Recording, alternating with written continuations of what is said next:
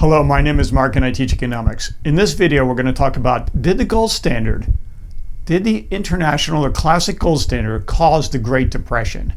Because there's a lot of debate and argument around this. The United States was on the gold standard when the Great Depression occurred. And a lot of people, Milton Friedman being one of them, point to the idea that the contraction of the money supply either created or exacerbated the Great Depression. But let's look at the facts. We had an international gold standard, which means money was essentially gold. And the major countries in the world coordinated their interest rate policy to be around this. And what happened was, in the 1920s, countries started to abandon the gold standard. Because of World War I, there was massive debt, and the war had to be paid for. So this became most obvious when England set the rate of the pound sterling to pre-war parity of gold. And since they were printing money at the central bank in England, there was trouble. There was an outflow of gold.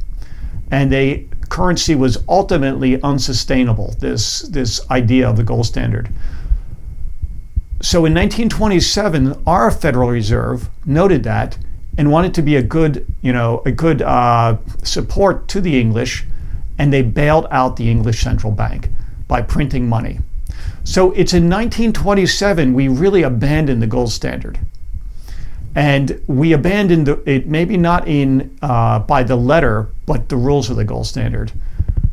And as a result, we printed money, and there was a huge stock market bubble that followed. Now, the Federal Reserve realized that they made a mistake, so they continued to increase interest rates. But this was after the bubble had already been laid down, after the distortion had already been created. And this created the stock market crash in '29.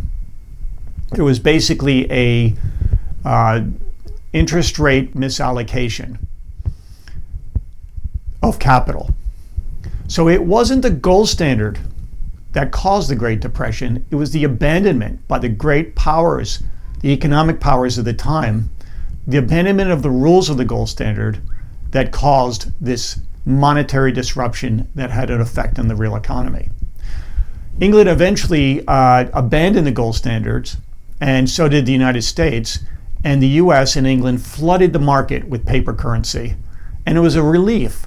People said, yes, we are preventing falling prices and even a greater deflation by flooding the market with fiat paper currency. But really, that's the doctor treating the symptoms and not the cause.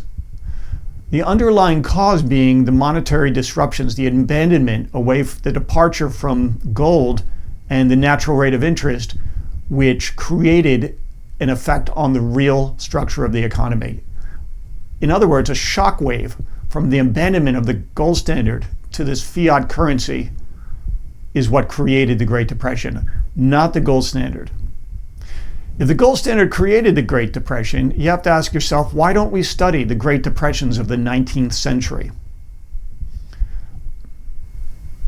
We don't study the Great Depressions of the 19th century, well, because there was nothing like that.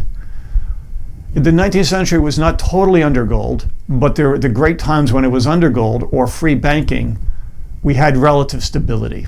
We had high growth rates. Yet under our abandonment of the gold standards and use of fiat currency, we had things like the Great Depression. And the Great Depression, even though we flooded the market with currency, and some monetarists would say this was not enough, it did not cure the Great Depression. The Great Depression lingered. It lingered to World War II, but it actually lingered past World War II, because World War II is nothing more than a reallocation of resources. Real true prosperity to the middle class came in the 1950s. So if you go from the 1920s to the 1950s, I'd say that's a pretty long time for recovery, even though the Federal Reserve created fiat currency and learn from the lessons. So the gold standard did not create the Great Depression. The gold standard prevented the Great Depression. The gold standard maintained the rules in which bankers had to reassess what they were doing, which businesses had to reassess what they were doing. It was an anchor, a natural buffer that created security that the market would not go haywire. It was the abandonment of the rules of the gold standard that was a contributing factor to the Great Depression. Thank you very much.